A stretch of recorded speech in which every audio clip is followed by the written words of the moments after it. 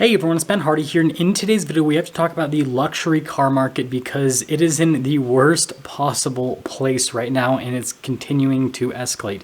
Before we get in this video though, as always, if you want to save time and money the next time you purchase a car, link to my car buying guide in the description down below. And if you want to see more content just like this, then I recommend you subscribe because I post these types of videos every single day. Let's get into it.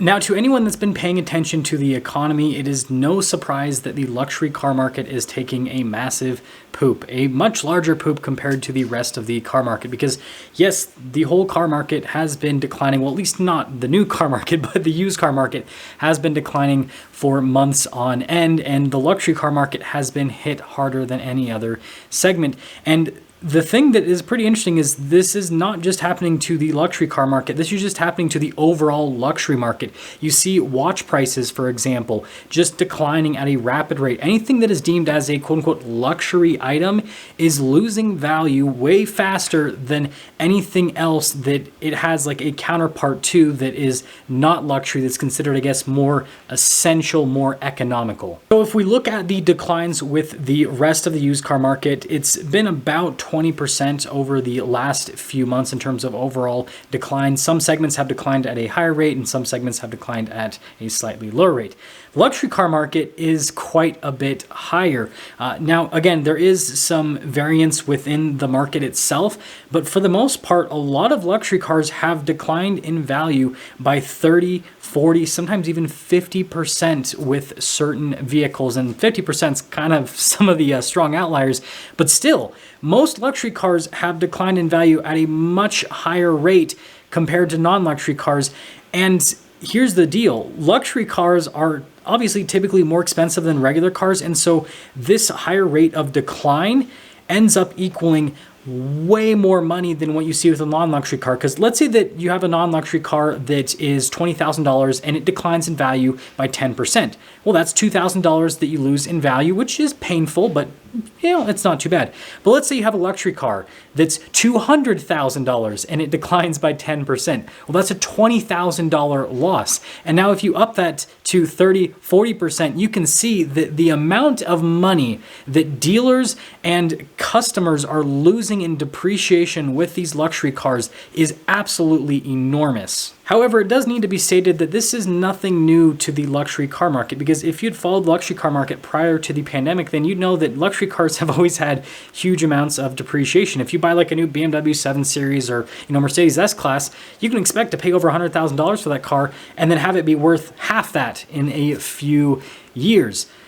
But what needs to be stated is these declines are not just affecting new cars that are now becoming used. It's also used cars. So you have used luxury cars that are now worth significantly less than what they're worth just a few months ago. Again, way greater declines than what is basically normal depreciation. So at this point, you might be wondering, well, why is the luxury car market declining at a much more rapid rate compared to the rest of the car market, especially the used luxury car market? Because, well, these luxury cars should have already experienced some level of depreciation, and so they shouldn't be declining at the rate that they're declining. And, well, that's the key.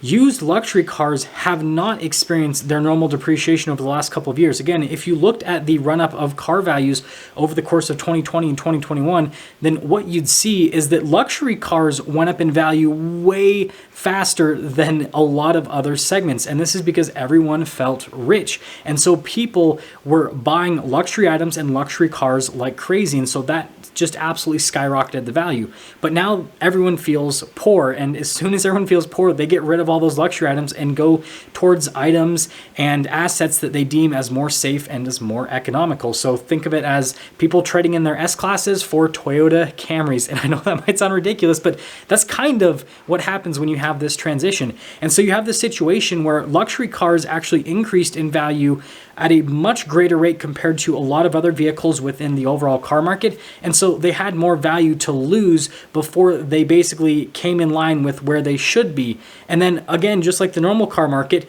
they also didn't experience 2 years of depreciation they need to experience. And since luxury cars experience greater depreciation compared to most normal vehicles, that means that they got like a double whammy situation where they're getting slapped with those 2 years of depreciation now, and they're getting slapped with the fact that nobody wants anything to have to do with them because because luxury items are not hot right now. And if you want a real example, one of the subscribers of this channel, which I'm not going to name because I don't know if they want to be named, sent me a Range Rover Velar that they've been following. It's an SVA, which is a pretty special car because they only made it for 1 year. So it's like more of like a niche, rare luxury car. It's pretty cool. And it was originally priced over $90,000, and now it's priced at like $80-something thousand. Like, that is a huge decrease. I think the overall like decrease in value was like over 15% on a used car, which you don't see something like that with an asking price decrease unless it's a luxury car in today's market. So how can you use this information to help you out as a buyer? First off, if you're gonna be purchasing a new luxury car, what you need to understand is they are finally going to experience normal depreciation. So like, just put yourself back in the mindset of someone purchasing a luxury car a few years ago that basically knows that you are paying a price premium to have an experience of being the first person to own that luxury car, and that you are going to lose tons of money. Well, because the big price tags of luxury cars, that equals tens of thousands and sometimes hundreds of thousands of dollars to depreciation.